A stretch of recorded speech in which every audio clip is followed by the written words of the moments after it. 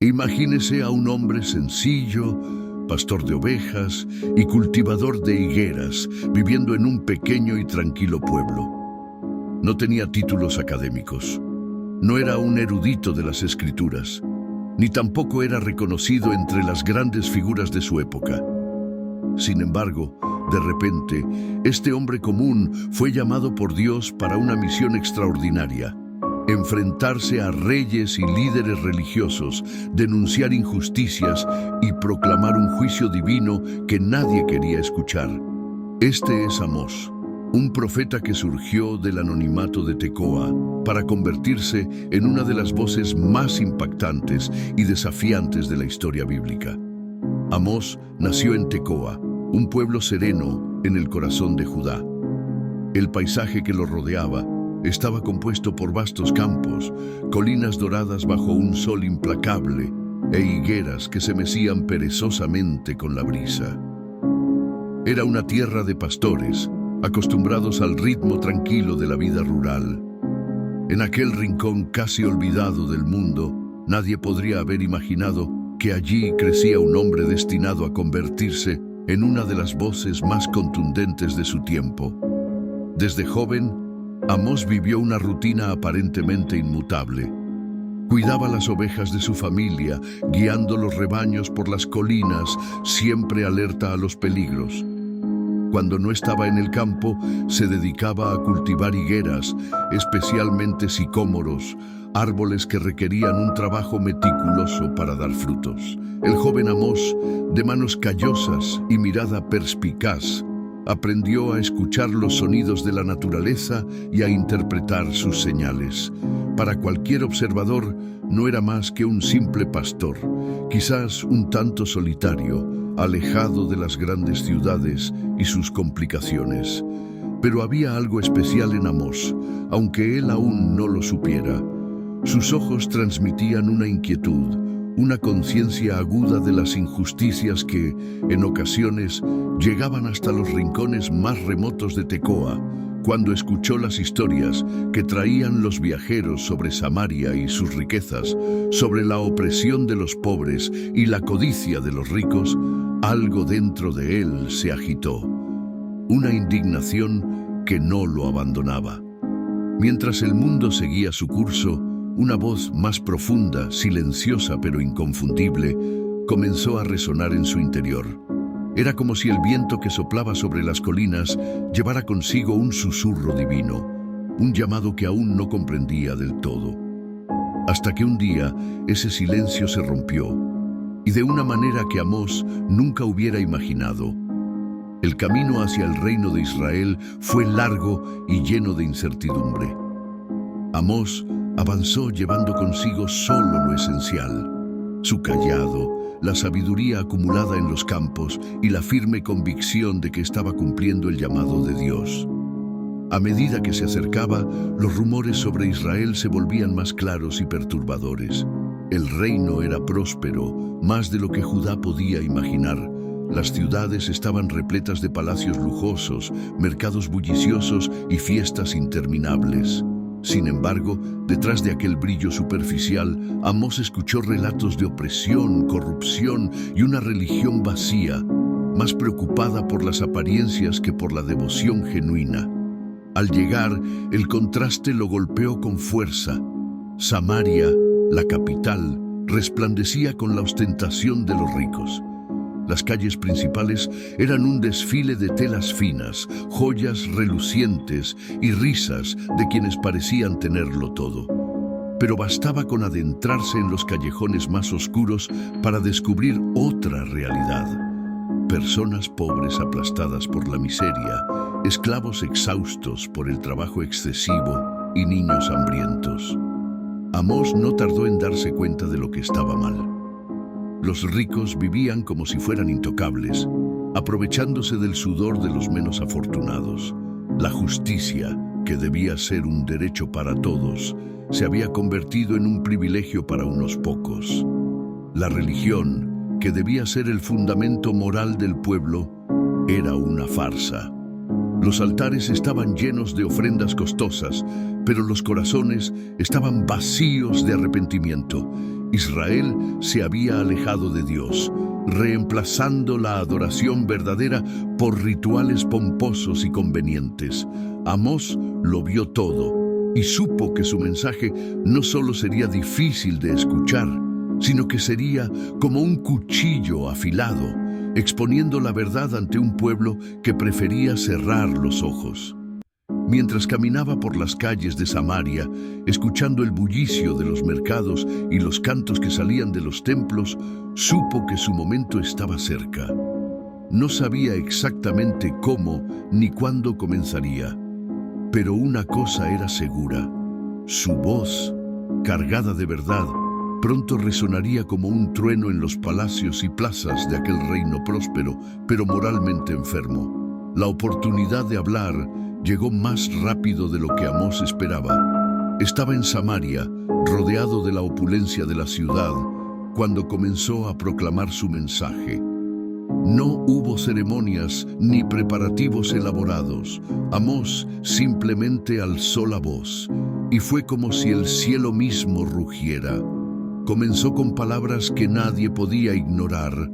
El Señor rugirá desde Sión y hará oír su voz desde Jerusalén. Era como un trueno que cortaba el aire. Los que pasaban se detenían a escuchar, más por curiosidad que por reverencia. Al fin y al cabo, ¿quién era ese hombre vestido de pastor que se atrevía a hablar con tanta autoridad? Las palabras de Amós fueron directas y contundentes. Habló de las naciones vecinas, condenando sus injusticias y crueldades. El pueblo de Israel escuchó con cierta satisfacción porque parecía que estaba atacando a sus enemigos.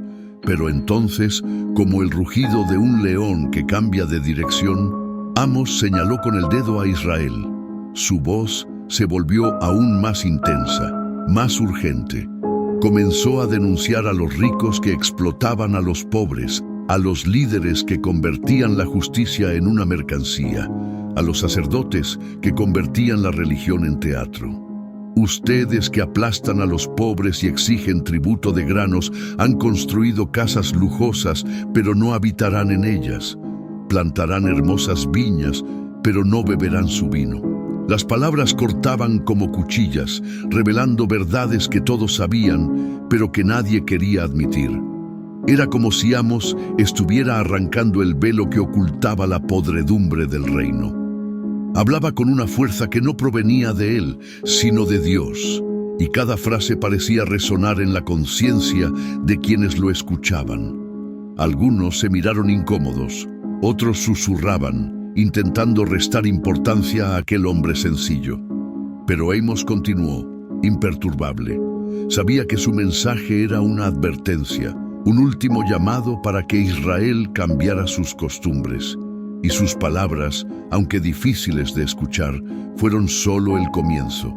Mientras las palabras de Amós todavía resonaban por las calles de Samaria, algo más profundo comenzó a suceder.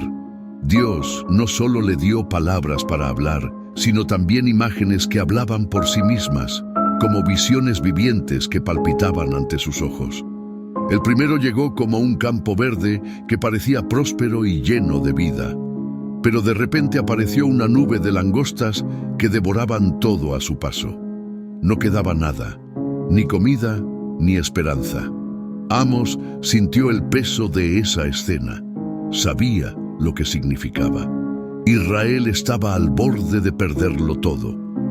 Amós no pudo contener el clamor. Intercedió pidiendo a Dios que tuviera misericordia y no destruyera completamente al pueblo.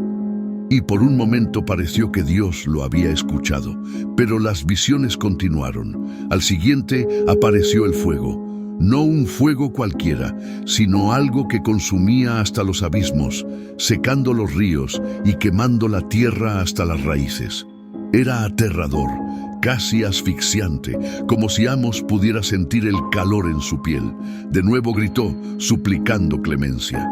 Pero Dios estaba mostrando la gravedad de la situación, algo que ya no podía ignorarse. La tercera visión fue extrañamente simple, pero cargada de significado.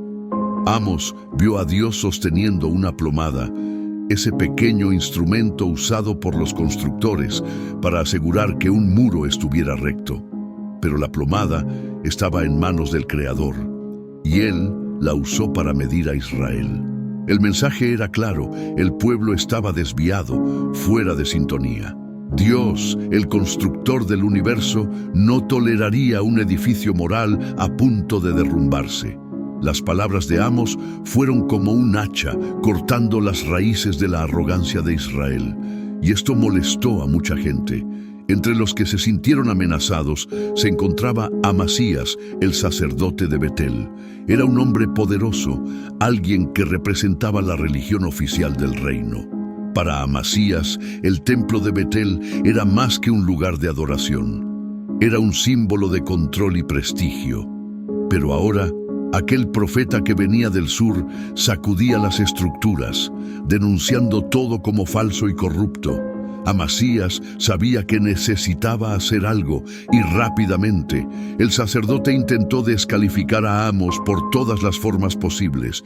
Primero, envió un mensaje al rey Jeroboam, advirtiéndole que las profecías de Amos eran peligrosas.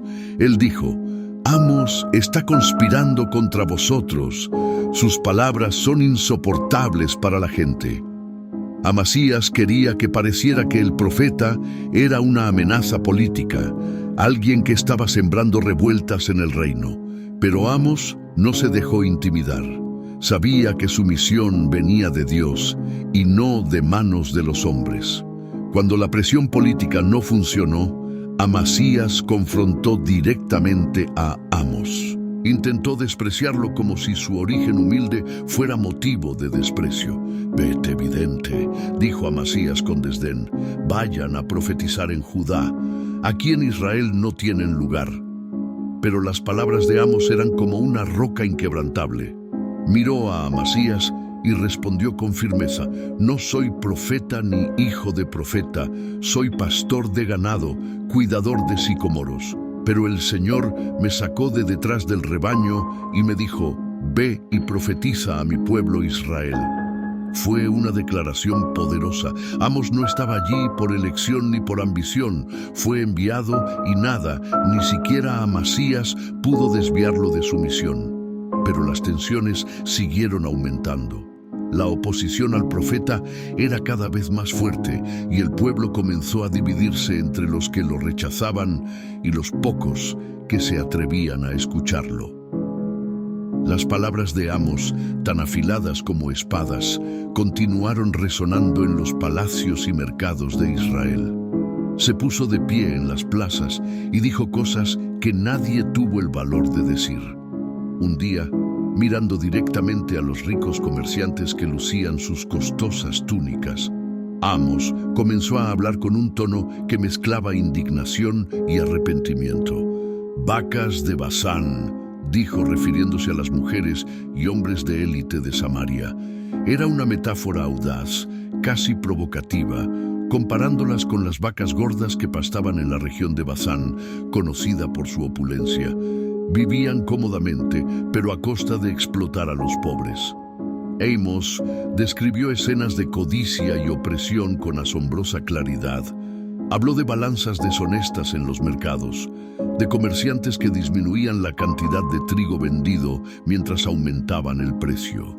Dijo que incluso los residuos de trigo que deberían haberse tirado se vendían a los más pobres como si fueran alimentos, y la cosa no quedó ahí. Con voz firme, señaló con el dedo a los líderes religiosos que realizaban grandes ceremonias en los altares de Betel y Gilgal, pero cuyos corazones estaban lejos de Dios. «Odio, desprecio vuestras fiestas religiosas», proclamó Amos, y la conmoción fue palpable. Dijo que los sacrificios y cánticos que llenaban el templo eran inútiles porque no procedían de un corazón justo. En cambio, gritó: «Que la justicia corra como un río y la rectitud como una corriente eterna». Era una imagen poderosa, una metáfora que comparaba la verdadera voluntad de Dios con un río embravecido que purifica y renueva. El silencio de la multitud era a veces interrumpido por murmullos incómodos o risas nerviosas. El mensaje de Amos se estaba volviendo insoportable para los poderosos, pero sabía que necesitaba continuar. Había más que decir, más que revelar. Amos siguió hablando, incluso ante la resistencia. Sabía que sus palabras eran duras, pero también sabía que Dios nunca envió una advertencia sin una promesa de esperanza. En medio de sus profecías de destrucción y juicio, Amos comenzó a revelar algo diferente. Habló de una restauración, de un tiempo en el que las cosas se pondrían en su lugar. Era como si en medio de la oscuridad de una noche sin estrellas mostrara un rayo de luz en el horizonte. En aquel día, dijo, levantaré la tienda caída de David. Fue una visión llena de significado. La tienda de David, símbolo de una época más sencilla y de una relación más pura con Dios, sería restaurada. No sería un templo de frías piedras, sino algo vivo, lleno de vida y de comunión. Las palabras de Amos pintaron imágenes que tocaron los corazones incluso de los más endurecidos. Habló de viñedos llenos de frutos, de campos fértiles donde el grano sería tan abundante que los recolectores apenas podrían seguir el ritmo. Los días de hambre y escasez serían reemplazados por un tiempo de celebración y abundancia. Pero no fue solo eso. Amos también habló de un pueblo reunido. Los que habían sido dispersos, los que habían perdido sus raíces, serían resucitados. Reconstruirían las ciudades destruidas, plantarían jardines y vivirían en paz. Era una promesa que a muchos les parecía imposible. Después de todo, la realidad que tenían ante ellos era de desigualdad, opresión y juicio inminente. Sin embargo, las palabras de Amos fueron como una semilla plantada en tierra dura, esperando el momento adecuado para germinar. Incluso cuando Amos presentó esta visión de esperanza, sabía que la resistencia seguía creciendo. La gente estaba inquieta, los poderosos estaban más irritados. Y aunque hablaba de un futuro lejano y restaurado, la realidad inmediata era de peligro e incertidumbre. Su misión estaba llegando a un punto crítico, y el silencio que se avecinaba parecía incluso más aterrador que sus palabras. Después de todo lo dicho, después de todas las visiones compartidas y las verdades proclamadas, Amos comenzó a retirarse del centro de atención. Su misión parecía estar llegando a su fin, pero no porque se hubiera rendido o hubiera perdido las fuerzas. Era como si, de alguna manera, supiera que ya había dicho todo lo que tenía que decir. Las palabras que alguna vez rugieron como un león, ahora dieron paso a un silencio que tenía un peso mayor que cualquier discurso. La gente que lo escuchó estaba dividida. Algunos todavía discutían sus palabras, tratando de entender qué significaban esas promesas y advertencias. Otros, especialmente los poderosos, prefirieron fingir que nada de eso importaba. ¿Quién es él?, se decían unos a otros, tratando de menospreciar al profeta que volvió a los caminos de Judá. Pero lo cierto es que el impacto de Amos ya quedó registrado. Sus palabras continuaron resonando como olas que no se podían contener. La ausencia de detalles sobre los últimos días de Amos solo aumenta el misterio. Simplemente desaparece de las páginas de la historia, sin dejar registro de cómo terminó su vida. Quizás regresó a los campos de Tecoa para cuidar sus ovejas y sus higueras, viviendo en paz los días que le quedaban. O tal vez continuó proclamando su mensaje, incluso en lugares donde pocos podían oírlo. Lo que sabemos es que el silencio que siguió no fue un final, sino un intervalo. Era como si su ausencia fuera parte del plan, un espacio en blanco para que la gente reflexionara y decidiera qué hacer con todo lo dicho. Aún así, la historia de Amos no desapareció. Sus palabras permanecieron vivas, pasando de generación en generación, como un recordatorio de lo que significan la justicia, la integridad y la valentía de obedecer el llamado de Dios. Las palabras de Amos, aunque inicialmente rechazadas por muchos, continuaron extendiéndose como semillas arrojadas al viento. Su mensaje, aunque simple en esencia, contenía un poder tan profundo que no podía ser ignorado. Cada frase llevaba la fuerza de una convicción que venía directamente de Dios. No era un hombre corriente, incluso sin títulos ni linaje profético, dejó una huella que se extendió por generaciones. Era como si su historia resonara más allá de su propia vida, siempre desafiante e inspiradora. Con el paso del tiempo, las verdades que Amos proclamó se volvieron imposibles de olvidar. La imagen de la plomada, el río de la justicia, las vacas de Bazán, todas estas metáforas quedaron grabadas en la memoria del pueblo, funcionando como espejos de una sociedad que necesitaba desesperadamente un cambio. Y no solo en Israel, sino en cualquier lugar donde la injusticia y la hipocresía amenazaban con oscurecer la voluntad de Dios. Amos nos mostró que la verdadera adoración no consiste en grandes ceremonias o templos decorados, sino en la justicia que fluye como un río, en la justicia que se practica como una forma de vida. Su voz se alzó por los que no tenían voz, por los pobres y oprimidos que eran explotados por los poderosos. Personificó el coraje que surge del llamado de Dios, el coraje de decir la verdad, incluso cuando nadie quiere escucharla. Hasta el día de hoy, el legado de Amos sigue vivo, no solo en sus palabras, sino en cada acto de justicia, en cada gesto de bondad que refleja el corazón de Dios. Su historia es un recordatorio de que la transformación comienza en lugares inesperados, a menudo con gente común y corriente. Y al reflexionar sobre su vida, nos preguntamos qué estamos haciendo para que el río de la justicia siga fluyendo. Quizás, como Amos, estemos llamados a algo más grande, algo que requiere valentía y fe para lograrlo. Y así, su historia se entrelaza con la nuestra, invitándonos a escuchar, actuar y transformar el mundo que nos rodea. La historia de Amos termina como empezó, sin grandes alardes, pero con una fuerza que trasciende el tiempo. Era solo un pastor, un hombre con manos callosas y pies marcados por el polvo del trabajo en el campo, pero fue elegido para llevar un mensaje que sacudiría un reino, no por su elocuencia o posición, sino por su obediencia y fe. Y eso es lo que hace que su viaje sea tan poderoso. Amos nos recuerda que Dios no elige a los capaces. Él empodera a los elegidos. Desde las colinas de Tecoa hasta las plazas de Samaria, Amos llevó una lección que resuena hasta el día de hoy.